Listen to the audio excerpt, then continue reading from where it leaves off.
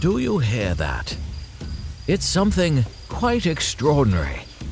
If you pay attention and listen closely, you'll hear the stories of senior executives transforming brands and the experiences of real people in their natural habitat with those very same brands. Follow your host, Dennis Wakabayashi, as he pulls out his microphone to capture authentic reactions from the people he meets as he travels around the world. These are unrehearsed, unsponsored, and real conversations about CX that you won't find anywhere else. This is CX in the Wild. Emily Gray. Emily Gray, we're at the Reuters Customer Service and Experience 2022. I do this thing called CX in the Wild. It's meant to be unscripted, unrehearsed. I just grab people at events. And it just so happens, since I'm introducing you on stage in a minute for, let's see, your speech on digital transformation, all the buzz, but how can this actually innovate the customer experience? So I'm going to introduce you on stage. I just thought it'd be great. I've asked each of the people I'm going to introduce just to come in, build a little rapport. I think it makes it a little easier when we get on stage. It definitely makes me feel more comfortable. I learned how to pronounce your name. Did I say Gray? My name is way easier than your name. Yes. So I think if anyone should be practicing names, it's me. Yes, Wakabayashi.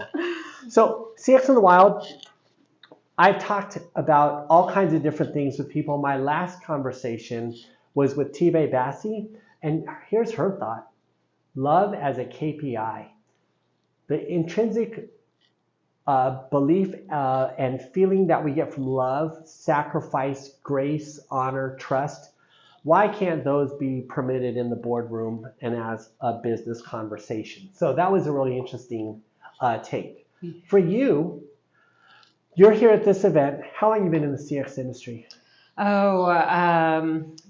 on 20 years now. So in multiple capacities, multiple different kind of emerging technology roles. And so you've seen a lot of stuff. Yeah, seen a lot change. A lot's changed in the last 18 months, right? So for real. Yeah. So you've been around, you've seen stuff, and I just want to hear more about what you think, what your feeling in the industry is, how you survive in the corporation while trying to develop a better relationship between people and companies. Yeah, it's interesting you said the KPI of love, because that definitely resonates for me. But I think one of the things that I've really focused on, and maybe the last 2 years has been a catalyst for that focus as well, is kind of this concept of kindness. And I think that is, and you could say that correlates to love a little bit, but I think you can take that internally for your teams, but also to customers, right? And so you think about kindness, it's something we are taught as kids. It's really important, and you even as adults, kindness in your home, kindness among your friends. But then when you get to a corporate world, that word doesn't really exist, right? It ceases to exist in any capacity. It's not a boardroom word. How kind are you to your teams? How kind are you to your customers? And so I think there's this concept of bringing back kindness to what you're doing, to kindness to your teams, and it kind of goes to love, showing empathy. And I think that is where you transform a customer experience, right? When you act in kindness and you have that intentional kindness. I was listening to. Go ahead. You go. Yeah, I was listening to something the other day, and they talked about that phrase, random acts of kindness. But really, they shouldn't be random. They should be intentional. Yeah. Right? Because if you're just doing something random, nobody wants to be on the random end of anything anyone's doing, right? So, so I think that's something that we need to challenge ourselves. How can we lead with kindness? Because you still can be strong. You still can be a good leader. Kindness isn't weakness. No. And in fact, if anything, it takes more to be kind in the corporate culture today. Right. And how do you balance that with, not being weak, right? And winning. Right. Right. So I think that's something that I've really tried personally to make that shift. And so that comes with, authenticity too, right? Being authentic, being able to be present more, listen more, share more. People, believe it or not, people want to hear about what you're doing too, right? Especially as a leader. Speaking of that, Emily, we jumped right into it because this podcast is so random. Tell us about you. Tell the audience who you are. Who are you, Emily Gray? Oh, that's not the important stuff. But so I am a wife. I am a mother. I am a leader at my organization. I have a team of amazing people. My current role is SVP of Customer Success at Playvox, and so I have a team of amazing people that they manage the customer service operations. So that is anything that happens within the entire customer life cycle. I have been a big cultural ambassador internally for our employees, so not just my team, but Playvox, and then our customers, right? My background is in contact center operations, contact center technologies, AI implementation. I've kind of seen all flavors of it, especially as I mentioned, right? It's changed a lot, and especially in the last 24 months. And so, yeah, I keep myself busy. I love that you started with that your wife. I've been with my wife 30 years. Wow. 30 years we've been together. We've almost survived 3 kids. Our youngest turns 16 in July, and our middle one turns 20, and they both have the same birthday on July 16th. Oh, interesting. Well, you've got 16-year-olds, so good luck. Yeah, yes, and so I think that being a parent, I know for me, it made me much more kind. And I think the reason I brought up the spousal thing is my wife on the topic of kindness taught me this real important lesson early on. We were at a black tie dinner. I used to be a kind of guy who, I guess I kind of like to be the guy who had the answer. And there was a debate and I was arguing for one side or another. And on my side, I guess I was arguing for my side. And my wife leaned over to me, and I'll never forget this because she leaned over and said to me, she whispered in my ear, she said, it doesn't matter how right you are if everyone hates you. Powerful. And I realized then, getting people to understand your kindness or your openness or your collaborativeness is central to everyone's success. So, to your point, kindness is a shared success. Yeah, it is. And that's true. If you are not kind, right, you are not going to lead your teams on a path of respect, right? Kindness builds like respect. It builds people to follow you on your vision, right? That's, when you kind of talk about co-collaboration, like all of that I think is stemmed really from kindness and authenticity. And then we all know that positive employee experience, right? If you can get people to be happy at work, those are happy customers. We've heard a lot about that today on stage, about putting the people of your organization in the spotlight for success. And that glow, that halo, also goes on to humans that interact with the business. How long have you been at your current role? So I've been there about 2.5 years. Okay. So when I joined the team, I really was trying to come in and grow and scale our organization.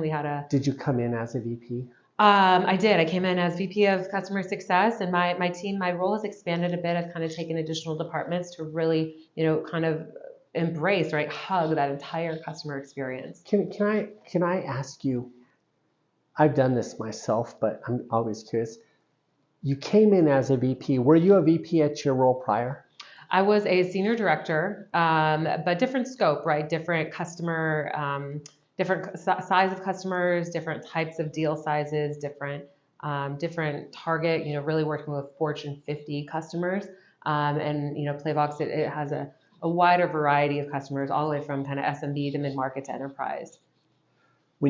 Did you have the same customer-centric kindness focus at your prior role?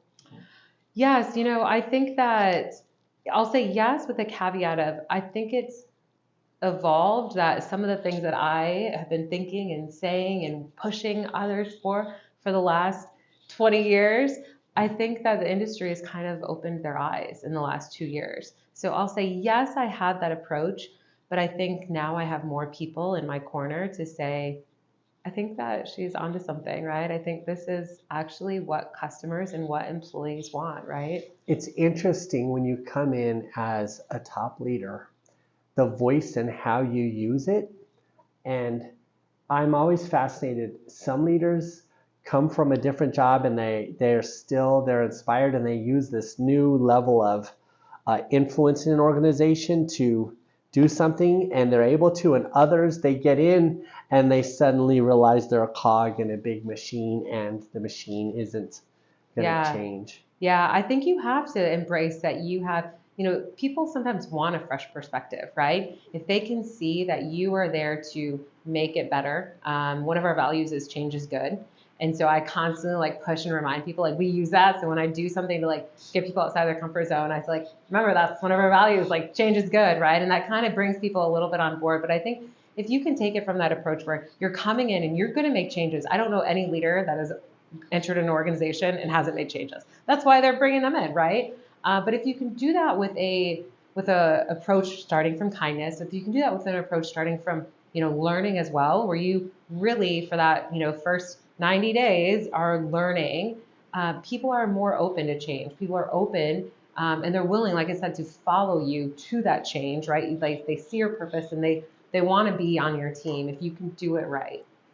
So tell me about, we don't have to get into the weeds on Playvox and what you do there, but Playvox is here at a customer experience event. Mm-hmm. So clearly you have a piece of the puzzle that is important to the business of CX. And I can see that you're sort of a leader who lives what she's doing, because you really started out talking about transformation or uh, positive transformation or continued success in the area of kindness internally. But I can't help but think that translates externally. Tell me about, what does Playvox do?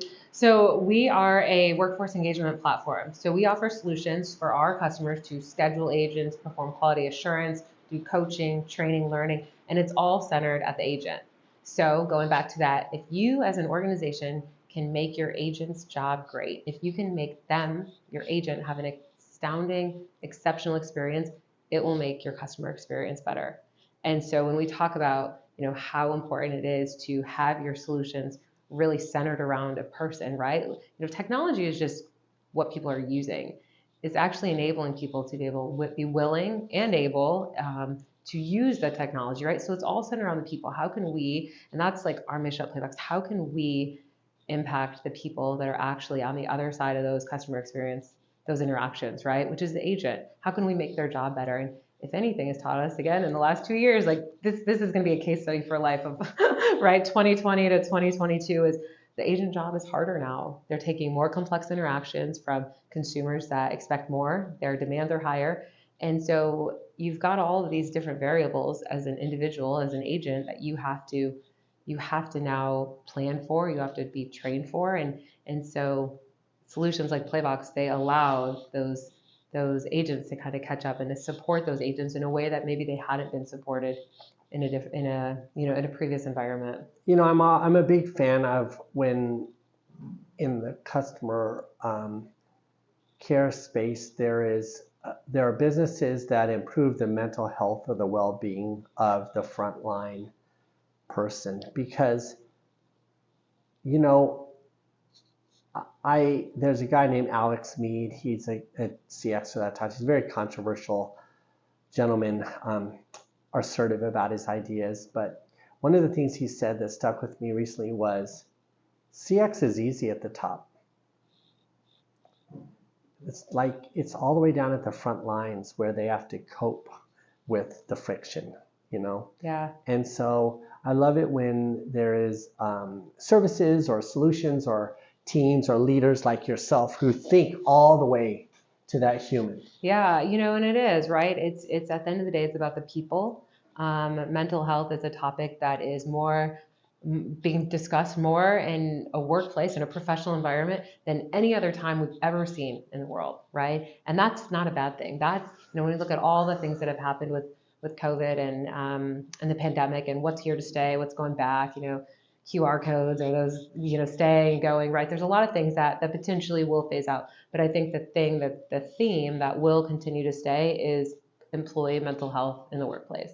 Like that is, and it should, right? That's going to stay there. And so, and you think about too, a lot of people have never worked from home in their life. They don't have the infrastructure set up. They don't have the space, especially in countries where they don't have spaces in homes. If you live in London, right, you might have a very small flat that you are living in, and so you're working at your kitchen table, right? So it could be globally. It just situations are different for people. So you're making people shift to this work from home model, and some people like it, but a lot of people don't. A lot of people, they like going to the office. They like seeing the board, especially at the agent level, having the contest and talking to, pushing your chair out next to the person next to you and, talking and having those coffee breaks. So how do you replace that, right? You have to be intentional. So motivating agents and having solutions to be able to do that in place and having the technology is just so important. Where did the technology that your team uses, where did it come from? Was it born inside? There's some crazy programmer who just like wrote it up, or did you partner or acquire? How did your solution? Yeah, our founder, he in our company, actually, it's one of the really unique things about our company is that it's founded in Colombia, a SaaS company founded in the middle of the coffee region in Manizales, Colombia. So our founder had worked in a call center and just saw at that specific time and where he was at that this environment could be so much better. And we have to do something. And I need to do something for him personally, right? He needed to do something to change how agents were motivated and incentivized. And so that was how this idea was born. And he continued to expand and on this idea. And here we are today with hundreds and hundreds of customers across the world, team members all across the How big is your organization? We have 200, going on 300 employees, 250, 300 So employees. Substantial. Yeah, so we've got space. employees in Europe, Australia, the US, and South America. And how old is the business? So when we look at, in 2021, we acquired Agile Time. So Agile Time is a workforce management solution that we acquired in 2021. But our company, years prior to that, right? We were long before working from home. Yeah. We were here for that in 2009, right? That we had a small team, count on your hands, right? And that's how every great story starts, right? You start in a garage, you start with 5 developers and solve a problem, right? And so now here we are. That's wonderful. So since I don't get to talk, I talk with a lot of different people in different aspects of this industry, but I'm curious from your perspective. You don't have to name any names. I'm just curious, and you feel free to say no. I don't want to answer that. In your space, I feel like a lot of people are making the same promises, and I feel like I hear a bunch of startups sort of making the same promises that maybe you make because you're established. So there's a lot of curation of content and curation of success and curation of ideas. Like as people start up, they're like, we do this, this, and this. But when I personally look under the covers, I find that not the whole pie chart isn't firing on all the same cylinders, and I think people are my audiences, I think they're curious, like, how do I tell? What are the key things that show me that an organization like Playvox is mature? So let's just go assume that you reached a substantial size. You don't reach that size by curating or borrowing other people's success. You have the success. What are the hallmarks of a great business like yours?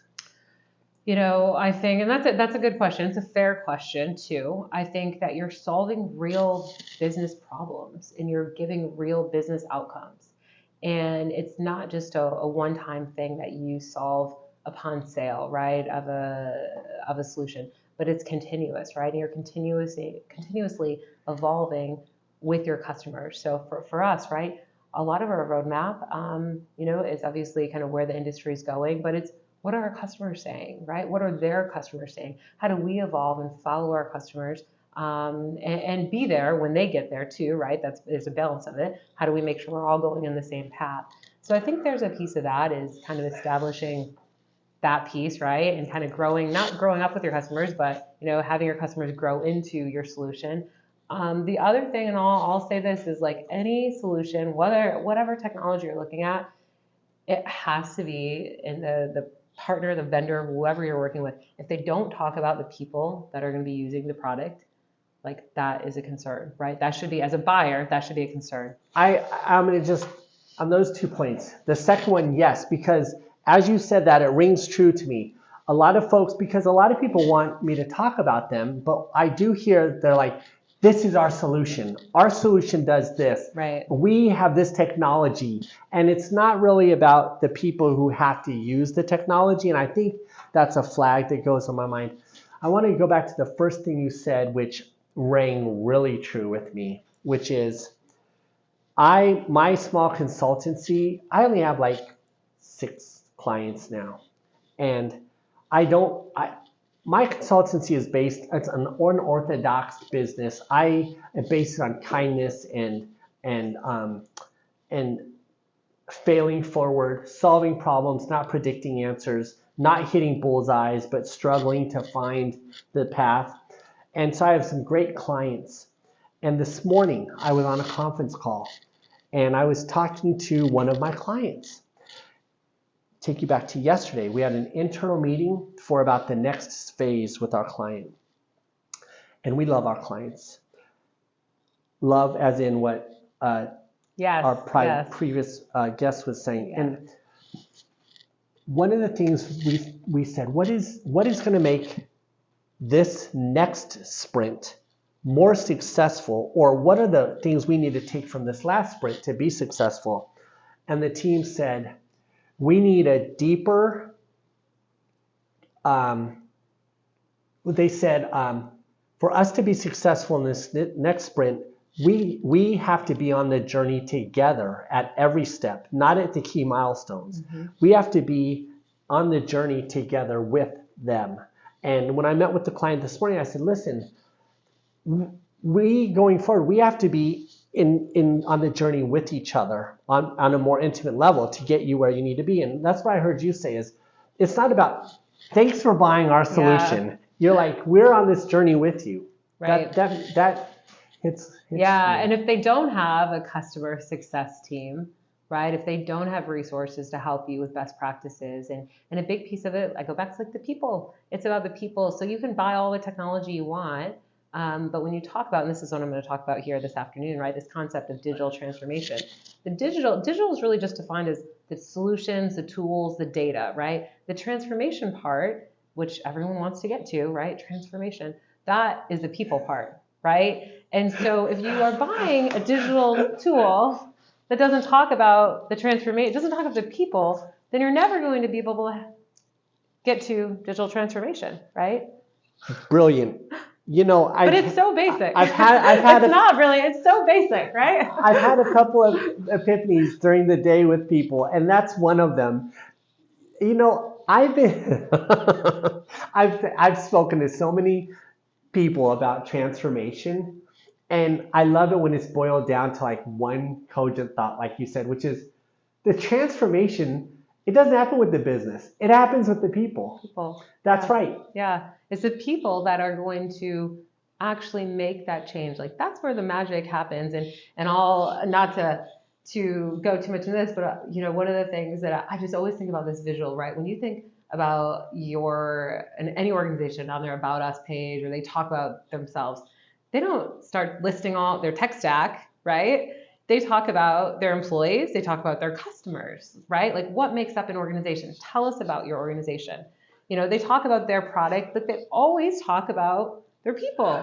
They don't talk about their tech stack. Who are they using for their internal CRM and their accounting software, and scheduling their agents, and definitely not to undervalue that is a that deserves a Yes. platform, right? That is a value, just Yeah. like, and that's my product, right? The technology that is empowering organizations to run their contact centers, right? We are a strategic part of organizations being able to run their business in their contact center, but it's a part. And the other part is what our product is built around, and that's the agent. So it's just such a, and I get so passionate about it because, I think people forget about the people side of it, right? And those, goes back to like being authentic and and people see that when you're going all the way back to your question of, you've seen this, people kind of say they do this and this and this, but I think when you're buying as a buyer, you can tell, right? You can see what organization that you want to do business with, right? What organization has values that you align to, and I've experienced that when I'm buying solutions for my team, right? Do you want to do business with this organization? I think that has also been a shift in the last 2 years. It used to just be like, can you get what I need done? But now people are kind of stepping back and thinking, like, what social impact do you have? They're asking more questions about organizations. You know, I just want to say yes to that. You really are talking to this thing I'm noticing as well, which is, you're right. It used to be just can you get this done for me? What can you do for me?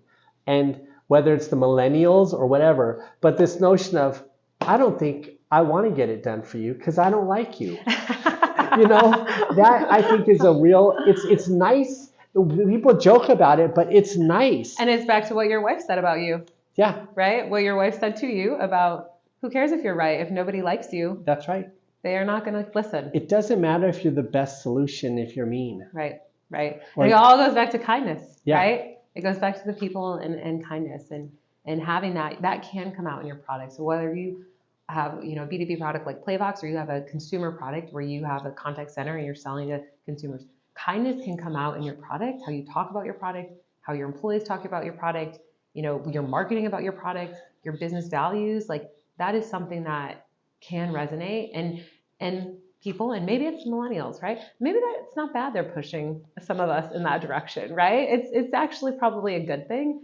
But I think they are pushing people to think twice about, how are you perceived? Are you perceived as a person that's kind? Are you perceived as a brand that's doing good in the world and not just taking up space, but giving back? Whether it's a footprint from a environmental level, or if it's education, pushing they want to know, like, what are you doing for the world? And I think it all starts with like the people and being kind. It's true. We do have to coexist, and there's so much tough stuff going on in the world where we see what it's like when you don't coexist well, and it's like painful to watch. I'll say, I know we're prepping for your big speech. We touched on kindness. We touched on some of the business. I always appreciate when anyone comes and just lets me talk to them like this in an unstructured way. I'd like to wrap this up with just this notion of just meeting you for the first time. I see you doing the business of CX. Check that box. I see you also doing this business of kindness. So you check that box. Tell me, or share with future leaders, from your perspective, how do they take the combination of kindness into the business, and how do they become successful? It seems like you found a great team, but you've had some part in cultivating that. Advice on being a kind business leader, especially when you make the jump maybe into a vice president role. Yeah, I think you can lead with kindness, but still have clear and strong expectations. And I think when you hold yourself to a high standard, people around you see that you're not only holding them to a high standard, but you're holding yourself to that same level, whether it's kindness or your work or what your output that you're doing, right?